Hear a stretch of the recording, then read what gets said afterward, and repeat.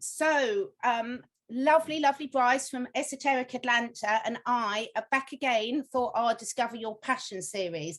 And this is one of my friends that I have wanted to get on this series right as soon as the idea came into my head. So this is Arunas. Arunas, I cannot still, after all these years, pronounce your surname. So I'm going to let you introduce yourself to the listeners.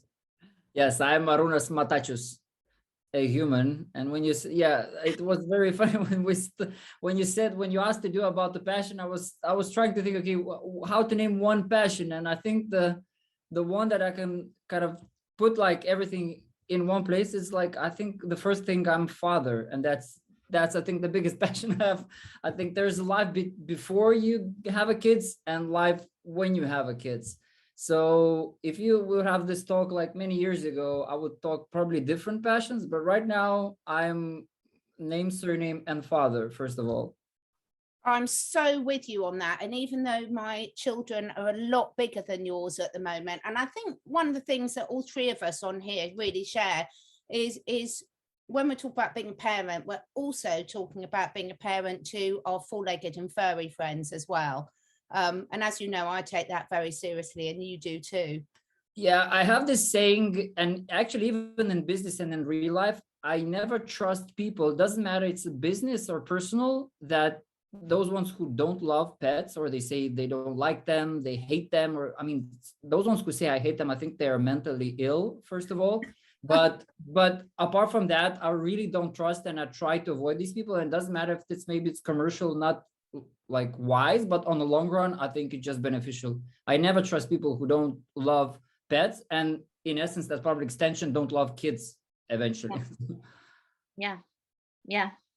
Well, there's a quote, like, I don't know who said it, like, I don't trust a person who doesn't like a dog, but I trust a dog who doesn't like a person.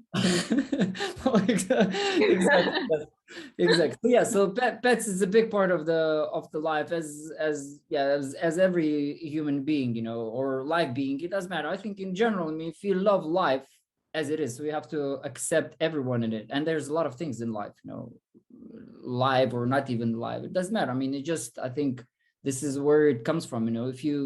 If you just enjoy living, that's already a big win, I think, in life. Because I mean, recently we just bombarded with the sad news, frightening news, sad, frustrated, lost people. I mean, I would just stop today, with somebody in the kindergarten, say, hey, please wear a mask, because it's still obligatory till Wednesday. I said, well, listen, that's stupid. So on Wednesday, the virus is gone or what, So the people are just lost in many ways and I think they lost the joy of living. Because I mean, at the end of the day, whatever I do in my life, I have one rule that I try to measure. I mean, does it make us happy? Does it give something to life? Because what's the end of the goal? I mean, what's the end goal for everyone? I think many people don't ask that. They just do things. And I said, okay, what's the end goal? Why do you do that? Why you want to be successful? Why you want to X amount of cash? Because of some amount of cash, you're happier. You're just making more problems. So people don't ask about that. So I think whatever, you do ask, will it make you a bit more happy? And every evening you go to sleep, you just be grateful whatever you had in that day. That's it. And that's the recipe of being happy. Just don't give a shit, about a lot of things. Try to care about your family first. And then if you take care of that, maybe you can take care about somebody else later. But that's already a lot. And if you have a couple of kids, one wife, even having one wife is just a hell of a job, to have it. Because, I think statistically every second couple, getting divorced. So everyone who's living in a marriage, not getting divorced, I think you are the winner. I mean, you have to realize that. I mean, because this is, and by the way, there's a stats that married people, or I think it was about men, maybe those ones who are in marriage are 77% more successful than, in money wise, even in capital, that those ones who are single or divorced. So that's yes, that's actually true. Men who got married getting 77% on average wealthier. Wow. Well, because the woman has a lot of requests, a lot of high heels, makeup, travel, whatever. dogs, guinea pigs, horses. whatever country, you know, you are different needs, but yes, all in all. But so what I would say, you know, it's a big win, you know, to live with the people. I mean, because we are born here, you know, in this world with the two rules: either you compete or you cooperate. There's no other chance you're gonna live it. So sadly, majority of the couples or families live in competition, in all fights or whatever you call it, and that's sad part. I mean, this, I think the biggest one is to live in cooperation and to, how to say, to in community. I mean, personal, community level, country level, planet level. You can go nuts, but I think it's enough, you know, to live healthy with your wife first. And then with the kids, don't get mad, don't get screaming, don't get nuts. You know, of course, we're all weakened humans, but all in all, that's already a lot. And I don't think, well, I don't understand why people want more. I mean, that's already enough. What else you're missing? If you're missing something in your family, that's a big question, I think. So that's a good point. I've been together with Mark for 36 years. Gosh, does he deserve a medal, Arunas? Because Arunas and I have had the pleasure of actually working with each other, which we'll come on to in a minute. But I think one of the things, I met Arunas at this, just before I met Timo. A lot of you on my channel know Timo because we do the Vibrant Animal team together. And Arunas is in Lithuania. Had some great trips over to Lithuania when I was allowed in. But you're already allowed again. So oh, good. But, you know, one of the things that the three of us really shared, and we bashed heads quite a lot, but we also shared a lot and achieved a lot, was passion for life, didn't we? That was clear, right? I think in general, it's kind of a positivity, you know, it doesn't matter what hits you, you know, it's still, I mean, if you find these ways that make you happy, I mean, again, I think people are really attached to things that are not making them happy and they thriving them. And this is, I think there was what Morgan Freeman said, like, we're spending too much time, you know, on, for example, clothes to impress people that we don't like, you know, but I have family, you know, to feed first, not like to impress people who I don't care. So I think the biggest, you know, if you really don't give a fuck about like everybody else, apart from people, just people who you care, and there's already a lot of passion, you know, to do that, you know, it's kind of make these people happy. There's a saying, maybe it's in Eastern Europe, we say like, you would see successful men if you're gonna look at his woman. So I mean, if the woman is happy, if she's smiling, you know, she shines, then means you're successful in that way, and that makes a lot of sense, you know. But I have no idea how to make anything without the passion, you know. You have to have it. You have to have this drive, and honestly, I have no idea how to achieve that. I mean, there's nobody trained that. I think there's maybe somebody's born with that.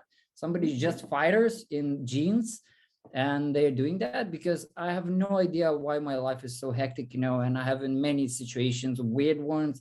I would never wish that for my kids, because I was in situations there, I think, well, I could die many times, I believe, you know, because that wasn't really safe situations. But all in all, it made the, you know, person who I am. I mean, I was in very bad situations and very good situations, but I'm still the same positive. So probably it's already, your people are born with that, I believe. Some of them, you know, are born like really melancholic and everything's bad, you know, like for them. Yeah, we have a saying here: happy wife, happy life. Yes. No, that's that, I mean, everyone has problems. We have to face it. There's no one pill is gonna make your marriage happy. There's no pill you're gonna learn Chinese, you know. There's no pill, you know, you're gonna earn 1 million, you know. I mean, you have to struggle, I mean, and every day. But when you accept that, okay, there's no easy way, you know, and everybody hustles. I know in the business, you know, everybody says, oh, there's a startups there, oh, they're raising money, they're successful, blah blah blah. I mean, statistically, only I think 10% of business raise at least 1 million, you know, that somebody would invest in them. So it's a big hustle, you know. There's 90% like really people sad and frustrated and, you know, disappointed and etc. That doesn't stop probably of doing something, because as you know, statistically successful entrepreneurs are over 40s, you know, so, or over 50s even, you know, so because they learned the hard lesson that there's no easy way, you know.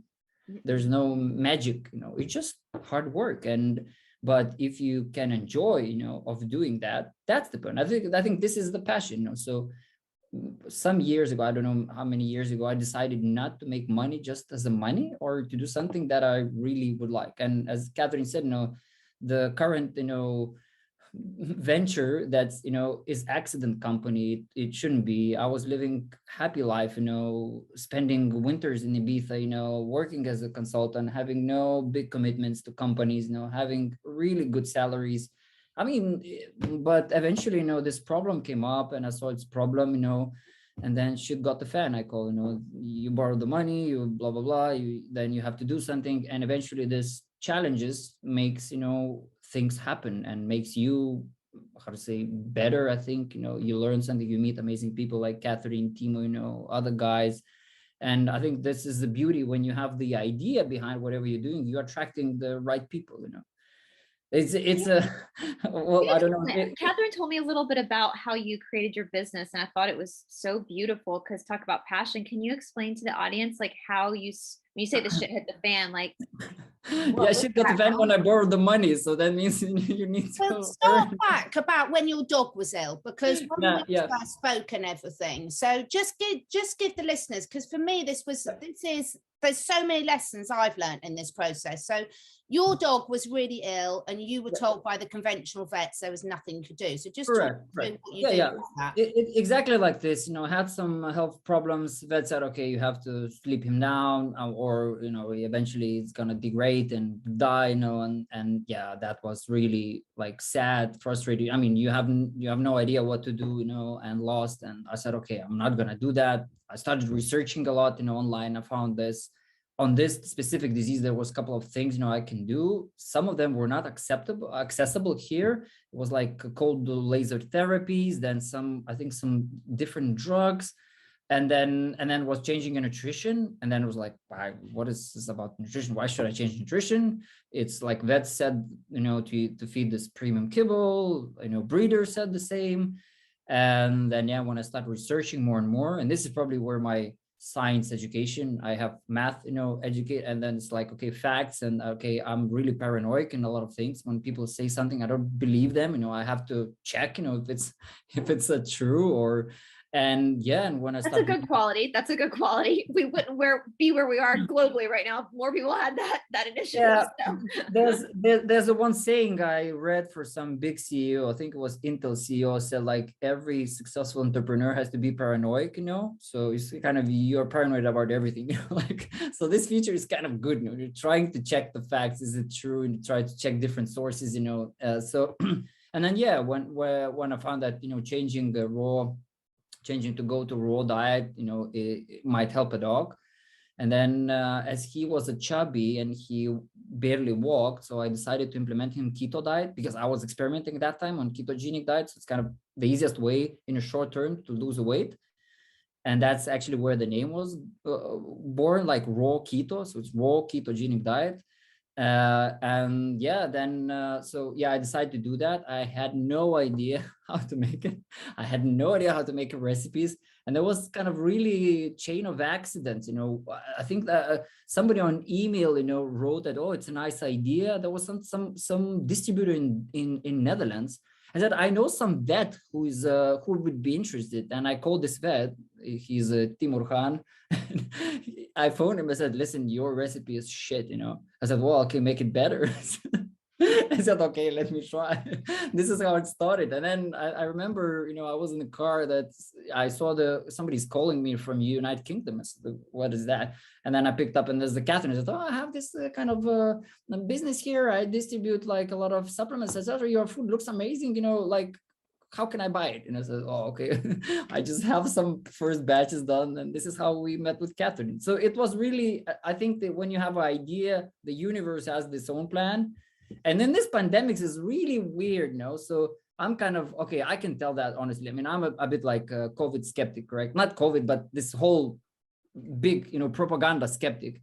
I think we're same. But we have to be careful with how many times we say that, because it's But what the thing is, what happened, it's I barely find different type of people attractive. We went on holidays, for example, in Spain, correct? And we rent an apartment from Swedish guy who said, I would never take this rat shit, blah, blah, blah. I said, listen, how bizarre it is, I cannot find the different type of people to have a proper discussion. I attract only people like it's anywhere in the part of Europe. And we met some like other people, for example, in Spain, and you're kind of always afraid to have this topic. And eventually you find out that they're similar minded, And I said, where are these other people? How do I find them? I mean, of course, I can find them on Facebook. I don't use Facebook, but actually we cut all our advertising on Facebook and Instagram for multiple reasons. First of all, I mean, when this whole lie came up, I think it's really how to call it. Well, let's be honest. I don't want to pay somebody who has completely different values. It doesn't matter. I don't think that this money that even would come from there, I would feel good. Again, we will come back to the same moment. I mean, it doesn't make you feel good. So I would like to pay, our customers more, or give them bigger discount, because this is who are making business. They are not. Facebook is not making me a business, And by the way, there was only one good discussion with my daughter, because she said, listen, why cannot have, Instagram? She's like, she is asking to have a phone. I said, wait, no, you're not going to. She's 7. So I said, no, you're not going to have a phone. None of the TikToks, nothing, not Instagram. I said, oh, but why do you buy advertising on Instagram, for a business? And I said, yeah, good question. Okay, I'm going to stop buying Instagram advertising. And this is, this is the babes. No, but I mean, this was real. Okay, I said, you're not going to have an Instagram because it's officially released that Facebook, hidden this, research how Instagram is damaging, psychologically young teenager girls. So I said, okay, you're not going to have an Instagram. And then I'm going to stop paying, for Instagram, in my business. So, and that's, I think, what makes life in purpose. Again, there a bit, because you're the only person I know, you and Timo, that can talk more than Brice and I can, which is quite an achievement. But I think that's such an important point. I just want to have a little discussion on that, because the whole way through this scenario, everyone has been talking about do your own research. Well, that's exactly what you did, and you decided you were going to do something about it. Everyone's been talking about, if you want to change the world, you've got to get off your backside and change it yourself and do it. And, your daughter, who's 7, says to you, well, why are you advertising on Instagram? You're like, well, good point. I'm going to stop it. And you made that decision to do it. And it's really important, isn't it, Brice, that people do make those changes? It's integrity. It's a lot of parents will say, do as I say, not as I do. But really, kids are watching what you're doing, and they're learning from you, not what you're saying. And I just when Catherine told me about your dog, and I grew up with, my father's a veterinarian. So I grew up with a lot of dogs. We had all sorts of animals growing up. And I know for me with my dog, I would literally give my life for my dog. I would take a bullet for my dog. And that is the scariest thing when you become a dog parent, is knowing that their lifespan is not going to last as long as yours. And doing everything you can to prolong that for them, and how amazing that is, that just by changing his diet, you completely course corrected his future. It's not only that. I think Catherine told me once, in some part of it, we also started, when we started doing this one, and selling to more and more people, Catherine noticed some kind of side effect, we call it, that humans has also started changing their diet because they saw, the effect of nutrition, of clean ingredients, calibrated diets, clean diets, and then say, okay, maybe I should change my life, because look, my dog is getting better. Because to be honest, usually dogs are a reflection of pets, so in that case, it's really powerful, when you see, I mean, all in all, I think the pets are, just some kind of a miracle in life. Dogs especially, Catherine is a cat person, so she can talk about cats. Dogs and horses. But you're officially in the United Kingdom called the cat person, so cat queen, correct? but dogs, the only one animal on the planet who would love his owner without any judgmental. It doesn't matter. You can be, I don't know, like zombie or vampire, he's still gonna love you.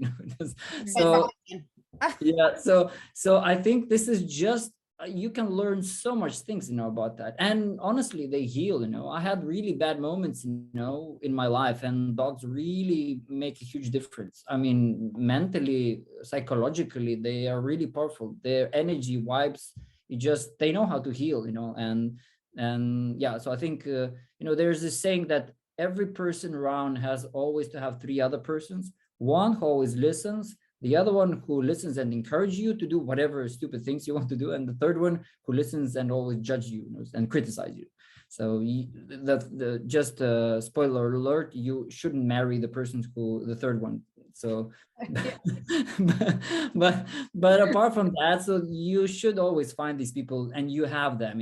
If you just start thinking about that, you would name this person probably already in your head. Okay, this one is this one is that. So I think dogs are always playing this role, that they always listen to you and they don't comment you. It's just they listeners. And I remember when my parents got a dog, my mother, she talks like radio. I mean, so when you think I'm talking much, no, she is like nonstop. She could have a like 24/7 radio podcast, and because we learned that, how to say, feature that we almost learn how not to listen to people. I think I learned from her, because there's so many noise always going on. And when she got a dog, she's like relieved, because there's somebody at least listening to her 24/7, like. So yeah, poor dog. but in that case, I think, yeah, dogs are just like, they don't judge, and we really lack of in the humans that they just listen, and they honestly, deeply don't judge you, don't criticize you, just listen, and really deeply, honestly, are okay who you are. It doesn't matter whatever you do, it's just they're okay who you are. And this is, I think, the definition of friends. It doesn't matter how weird you are, or what kind of maybe stupid things you are doing. They don't judge you, and they don't care, because this is who you are. This is why we became friends, because you have your all bad things and good things, and this is what makes you as you. And you're gonna start eliminating the, let's say, bad things. It's not going to be you anymore. It's going to be a different person. And maybe I don't want to be friends with this person. It's just only doing good things. So I think the dogs really can learn humans just, to be around the other human without any, I don't know, agenda. It's just to be around the person. Oh, for sure. They'll live with you in a cardboard box. They just want to be with you. That's all. They just want to be with you. And I feel like my dog's like, I consider my dog one of my soulmates. There's that little soul is connected to mine. He's also one of Catherine's soulmates too, but my dog has a very big crush on Catherine. So the other family. He's from India, Arunas. Brice's dog's from India.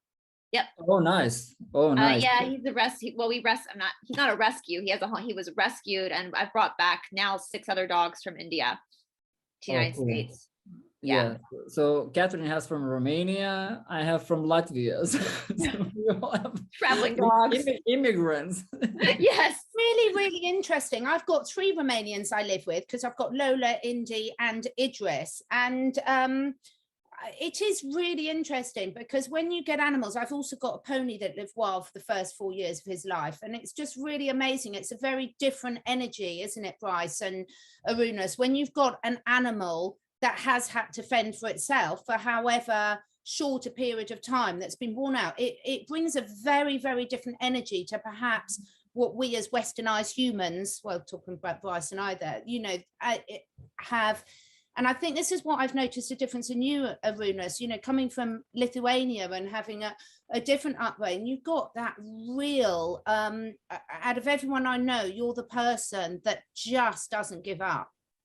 Yeah, well, yeah, you probably in the Western world know very little, about the period when we were in Soviet. So officially, I'm born in Soviet Union, and then till 11, then we got independence in 1991, and then on 2000 something we got onto European Union. So change between the Soviet Union and independent Lithuania was, we called it like wild east, in this whole region. Bombarding, racketeering, kidnapping, so it was really, I was teenager, and yeah, and I was living not even in capital, in the other city, which was completely not safe to live, even considered. And, I remember, in my teenage years, I was doing wrestling, judo wrestling.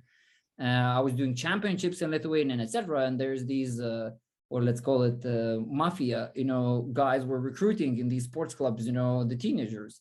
So I mean, this was the real life for us, it's like you see that these guys are coming and trying to recruit, next generation, luckily I decided, to go like into the rock music, just kind of complete opposite that they would give away from me. So I was like, okay, I'm into music, I got my, how do you call it, this punk rock, haircut. Yeah, so they would be okay. He's crazy, we're not gonna like disturb him, because I had the these championships in Lithuania, in wrestling, so it's like good potential, to be mafiosi. Mafiosi is a nice word to call. It's really like bad guys, really bad guys. And so yeah, so I mean, we were living in shortage, of ingredients. For example, you probably don't realize how it looked like, but we were standing in the queue to buy green bananas, and to put them in a shelf for a week, to get yellow, and then eat them.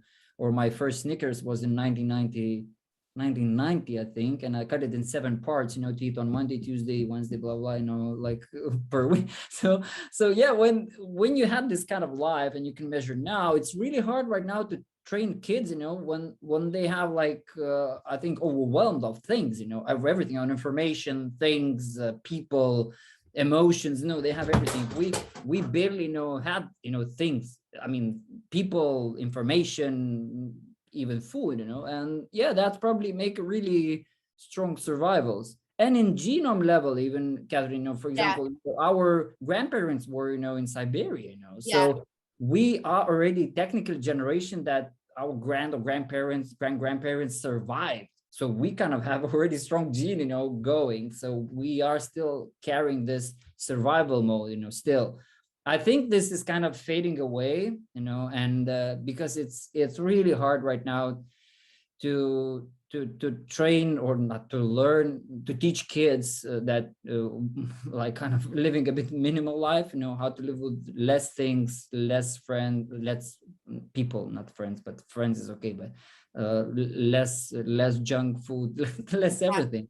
So that's I think the biggest challenge. And the same in the business as well. You try not to overcomplicate the things, how to minimize, how to think, how you can do it a bit more.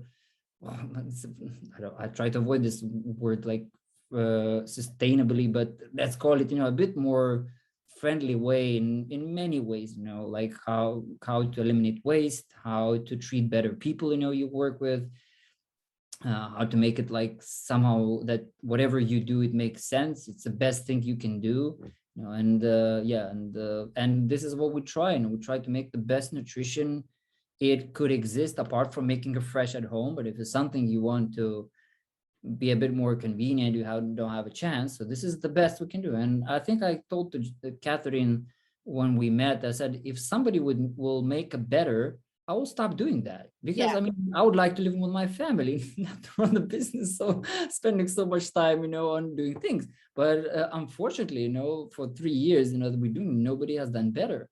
And we kind of, well, we're not stopping, we creating some more and more crazy, R&D projects that we work with and idea, and somehow nobody's catching up. And that's kind of flattering. That's excites my ego. But on the other hand, I said, listen, I want to spend more time with my family, not in the business. So it's always, I think, a balance. The same as we talked about the nature. It's always about the balance. So I think, by the way, so there's a Nordic policy, really good one. I don't know if you heard that. So if you want to get into the, let's say, Swedish community, correct? Like to be, let's say, as a Swedish, there's 3 things how they measure person. So how you spend your time balance between work, family, and hobby. So if you miss one of them, they would say, okay, there's something wrong with you, and try to get. So for example, these people who care about only their career and they have no family, no hobbies, they wouldn't be accepted in community, because there's something wrong with you. You have to have like a family, friends, and you have to have some hobbies, not to get crazy. And that makes a lot of sense for me, how you distribute this time, you have to have them all. And that's why I know for somebody who says I'm working, like 16 hours per day, I have no family, no hobbies, I said, you're a bit like crazy, for me. So yeah, I don't think it's right, and because you have one life, so I mean, you should try to find the balance between these things. And that, again, to interrupt, but don't you think, Arunas and Brice, that I know, of course, work is work, but when you're really doing something where your why is so strong, so the company, because we haven't really explained what company we're talking about. The company is called Rocketo, and the link below. Unfortunately, it's not available in America, but all throughout sort of Europe and the UK. And what it did is, because Arunas couldn't find something that was good enough commercially available for his sick dog, and he'd seen such a huge change in the dog's condition for nutrition, he decided to start his own company up with it. And I got on board with Arunas because, as a animal parent, but also as a therapist working professionally, I was just so dismayed by the quality of the food, because all my clients were saying, well, what can I feed my dog? What can I feed my cat? And I was like, well, there isn't anything good enough. So, you know, the difference is people like sort of Brice Atlanta, who's like, okay, we've seen something we don't like in the world. We're not going to sit there and moan about it. We're going to do something about it. And do you think that's quite linked to Arunas and Brice to what we're seeing happening globally today? I mean, as more people would try to do that, exactly it is. I mean, if you can't find it, try to make it, you know, better. But if you cannot make it better, so don't make a problem and don't brag about that. You know, it's just simple as that. And people who are complaining that there's something wrong, I mean, make it better if you cannot. So stop shouting about that, and, you know, take it whatever it is. It's taking you out of that victim mode, which Catherine and I have talked about a lot. It's like, you know, you're okay, so no one provides what you need, so I'll provide what I need. I'll figure it out. And then you're not a victim anymore. You know, it's obstacles are only obstacles if you just leave them as obstacles. If you actually work through them, they become a stepping stone. You know, and I'm sure through the process, through the stress of it, you learned even more about yourself too. There's so much that happens in a journey of doing something like that, you know, the initial start of it, so much more comes into your life that you didn't even expect, because you actually took that step and said, you know what, I'm going to do something about this.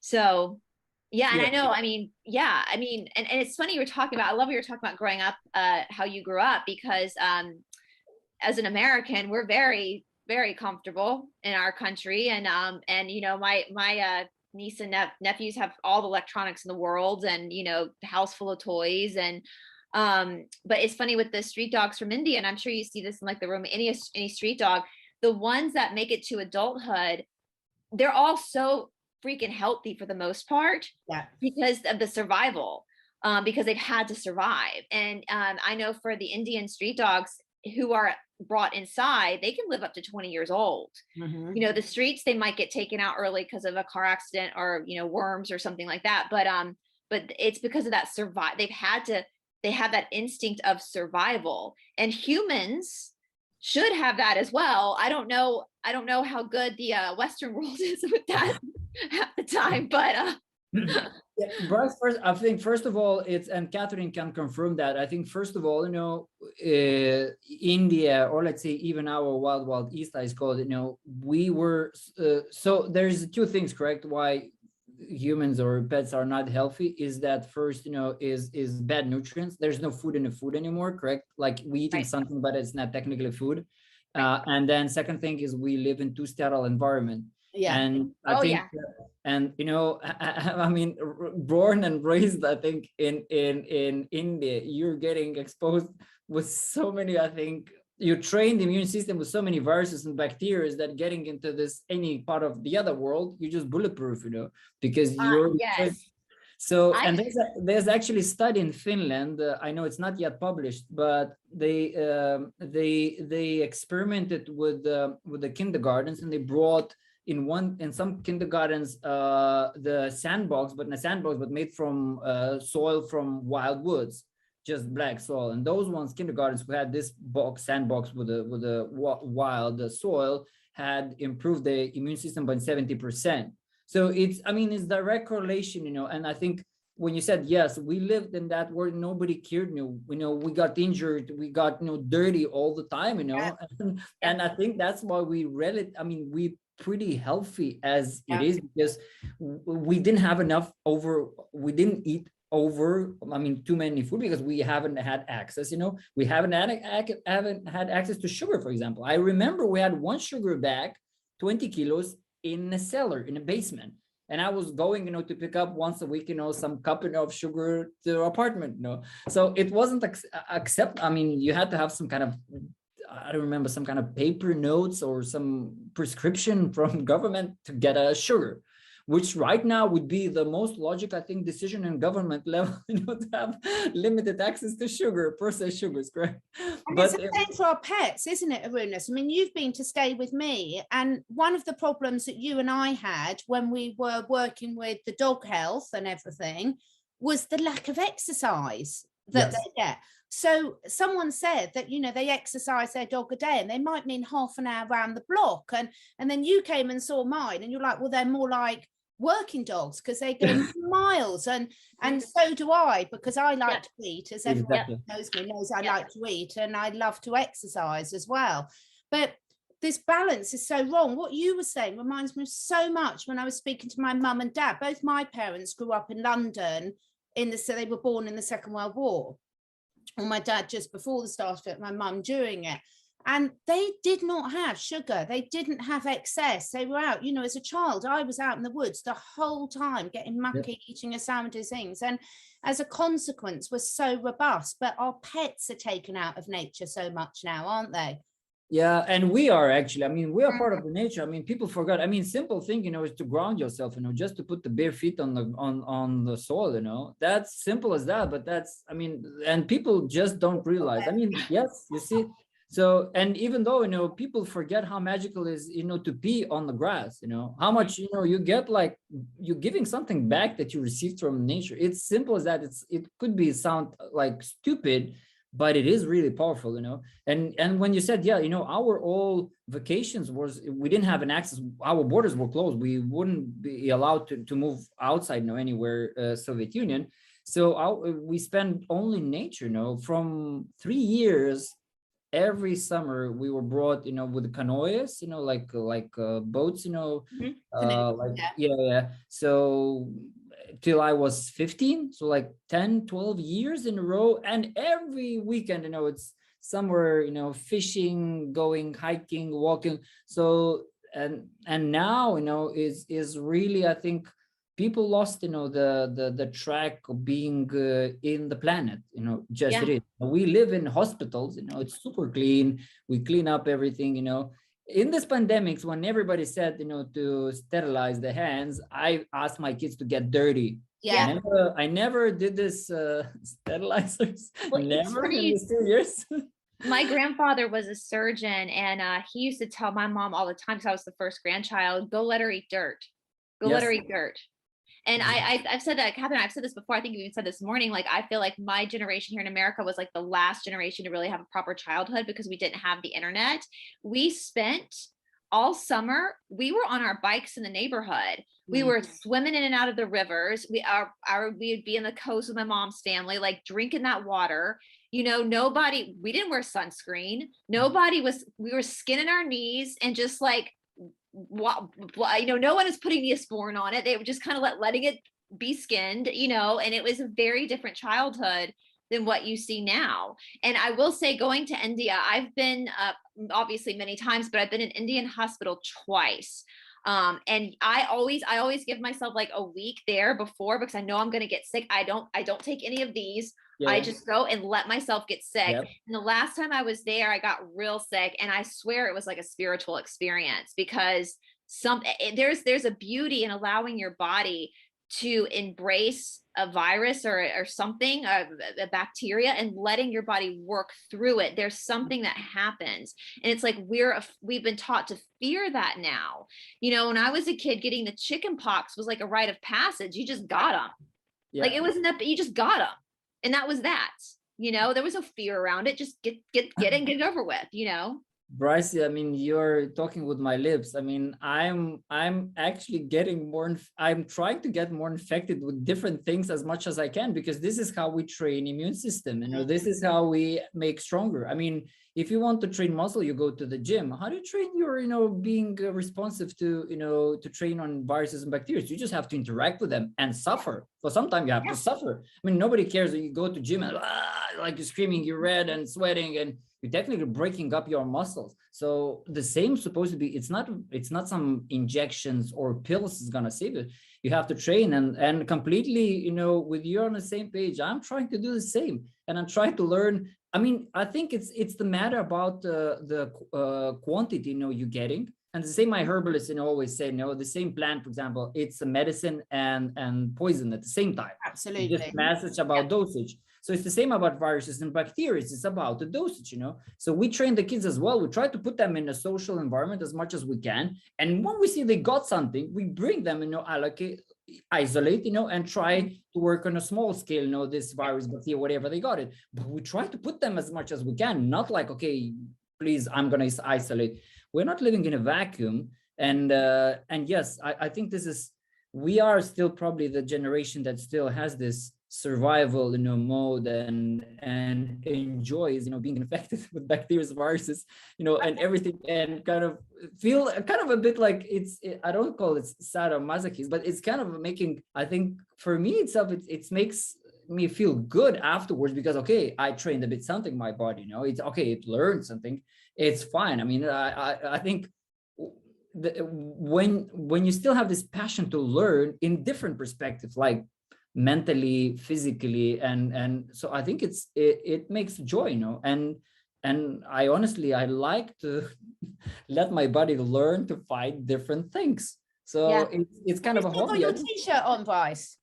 Oh, yes, I do. Right, so this is Brice's birthday present from me, and Brice and I do these little series, little things. So the more I learn, the less I know. And exactly, this is what we've been just having such fun with, haven't we, over the last couple of years, Brice? Just like, it's so refreshing to just keep in that open questioning and get the feedback and then adjust accordingly. It's just absolutely fantastic. I should have learned a little bit more by my age with alcohol. Oh, by the way, Catherine, there is a study, that's why I think my wife is always right now. When she read, she said, okay, that's why I'm drinking wine every evening, so because there is direct correlation with the COVID resistant, if you drink a red wine. So she likes also on CBD, she's like, oh, okay, magic candies are really powerful. So I'm big. Every time for us, and I'm afraid, and there's a big difference. I get so many comments about, oh, alcohol's evil, it lowers your vibration. Well, no, because it will resonate to the vibration you're at. And anyone who's seen me after a glass of wine knows it doesn't lower my vibration. Listen, I have this really powerful medicine. I think I gave you, it's very local here. It's called like a tincture from wormwood. So yes, that's right. Yeah. So it's 47 degrees. But every time I feel something, let's say, okay, I caught something, because you probably learned the same, and Catherine and Brice, because when you're getting more interfered with this pathogens, correct, in the world, you learn the body to listen, and then you kind of know straight away, okay, I have something. It could be very minor, but you have this, okay, I have something, and you start to treating as soon as possible. So this wormwood tincture always helps. I get it like 40 grams. Cup of tea, in the evening, next morning, nothing. But that's, I mean, I say, okay, this alcohol, but alcohol is great distributor of active elements. Actually, it's still used in the medicine, alcohol, just to deliver at cell level faster. So you're not kind of, and the same, Catherine, about the wine, it's powerful polyphenols, tannins, exactly. You should have them. And all in moderation. And you've hit the nail on the head, both of you, in terms it's about listening to your body and what's right for you, because one man's poison is another man's medicine. As you know, I work with zoopharmacognosis, self-medication.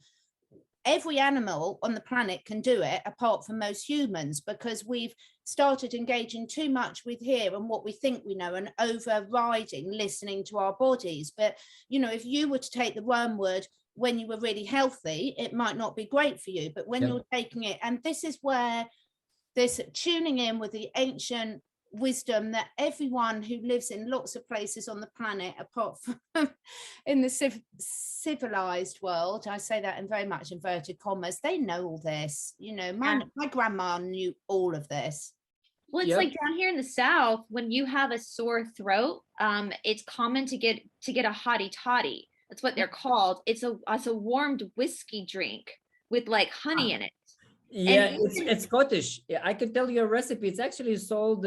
You can buy it in Scotland. It's 40-50 grams of Scottish whiskey. It's ginger, lemon, hot water, and you drink it. And that's they give it to kids. I mean, I don't know nowadays. There's Big Brother is always monitoring. But when we would get as kids, they would give it to us. Like that was what That my mother they had a housekeeper that worked in her house, and when my mother was a teenager, one day she had really bad cramps and she came home from school early, and the housekeeper just brought her a bottle of whiskey to do with it. So, you know, I mean, it's and I agree with you, Catherine, because I'm not a big drinker because I'm up so early in the morning, but I'm not against drinking, and I do drink socially, and every time I drink, I'm happy as a lamb. I'm giggly. I'm having fun. I think it hits you where you are. Where you are, yeah. If Yeah. you're gross, obviously it makes gross. But I think also this fascination that we've got now with labeling everything and everyone with good, bad, and life doesn't work like that. You know, we won't get on to 50 Shades of Grey. That's a different conversation. But you know, I think it's very important to keep this fun, open minds. I mean, God, we've had so many conversations, haven't we, Arunas, about everything, and you, Timo, and I, and it's a competition about who can get a word in edgeways. But it's so fascinating, isn't it? There's so much to learn. There's so much to experience. And what I love about you is you sort of very much about, you don't sit there crying over spilled milk, as we'd say. You get on with it, and if you don't like it, you change it. Yeah. Just one thing, you know, when we talked about this, listening to the body, I think that the next, you know, how to say, challenge is to learn, you know, also to listen to the other people. I think it's what we really, really miss. And I think this is the secret of every relationship, whatever it's your personal relationship, a social relationship, intimate relationship. But I think this is, I think this is the biggest challenge, you know, because yeah, again, you know, we are trying to pretend that we know a lot, and your t-shirt says, you know, at all, you know, as more you learn, as more you're getting confused, you know, what you have learned and what you know. So I think the listening to people as well, I mean, you learn to listen to your body, you have to learn to listen to other people. And the last thing is to listen to your intuition, which is, I think it just makes some miracles if you start listening. And actually, there's a lot of scientific books written about that, how the biggest, you know, CEO, whatever it is, how they make decisions, you know, and they start training their intuition, because, you know, you can't often value the propositions on your table when they all look like logically the same, and Right. then you have to point to some. So I think these learnings of all three dimensions, you know, is what we should strive, you know, to see, because again, you know, our mind is the weakest between, you know, intuition, instincts, you know, it's our, how to say, that's frightening, you know, not to let your mind, you know, rule your life. But I think that's I think when you step in a bit to the zone where you don't know, I think this is what makes you better. Because to be honest, this is what I learned in science studies, because science is everybody usually thinks that science is very pragmatic, but it's opposite. They are biggest dreamers, you know. Scientists say that, okay, there's a line, and we believe there's something above the line. Well, mortal people, they just believe whatever is scientifically proven below the line. But scientists say, okay, there's something above the line, and try to raise the bar, you know, eventually. And I think this is really important. If you don't have a courage, you know, to go into the territory which is frightening and maybe dark could be, or whatever it is, you just have no idea what it is, but you have to step it. And the same, you know, interaction with a different, you go to India, you know that you're going to be exposed with God knows what, but you're still doing that, and that makes you stronger. That makes you more excited, you know, about life.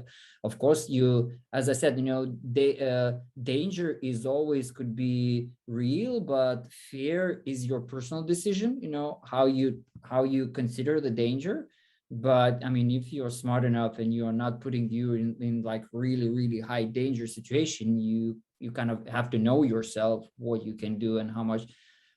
That's I think what you should know generally doing, you know, kind of forcing you, putting you a bit of a discomfort, you know, and try to do something. But again, I mean, we are humans, we're lazy. I learned the lesson, as more talented people are, they're more lazy because they can afford that. Yeah. So in that case, just don't judge yourself too much. I mean, life is long, you know, don't overcomplicate, don't stress too much. You know, just enjoy every moment. And if there's a people who you can share this, you know, excitement about life, that's already a win, you know.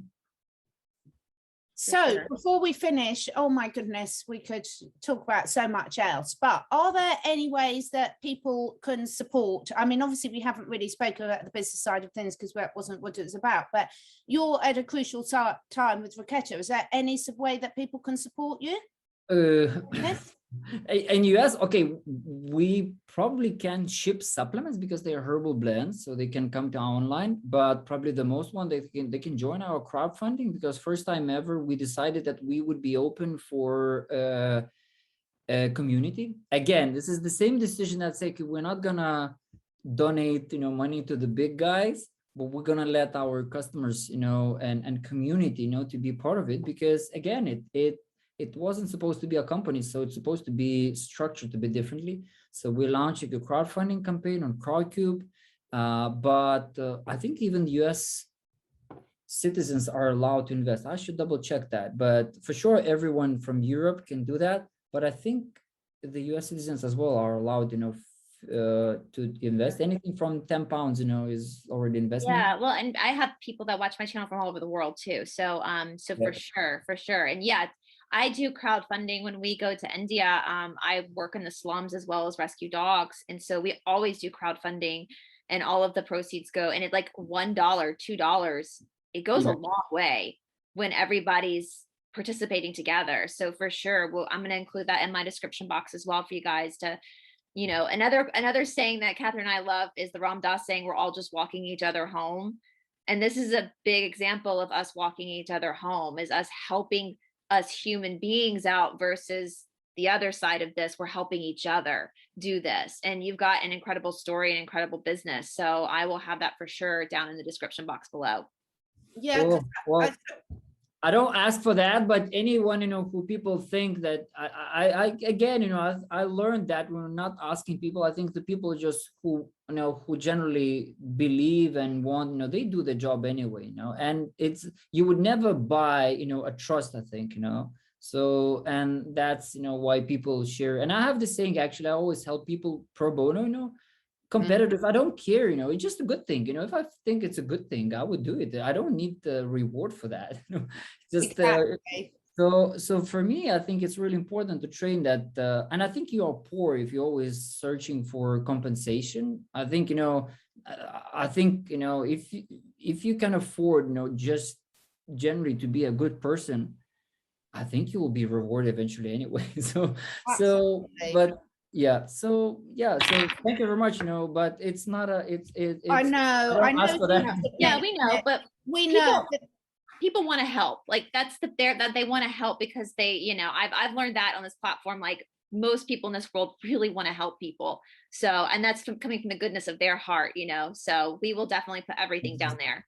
Fantastic. Yeah, that's why I mentioned it, Arunas, because I know it's something I'm so passionate about, because there was a massive gap in the market, and my dogs are on it all the time, as well as the home prepared stuff that Timo and I also bought. But the thing is, it's like it's just optional. It's just giving people a choice, and so many of our listeners are just really passionate about really changing the way that the world is run now. And out of all the companies I know, in terms of sort of real ethical connection and everything, it's one hand on heart that I can really, really, really recommend and support. So thank you so much for today. Absolutely fantastic. Any other parting words of wisdom from Arunas first and then Brice?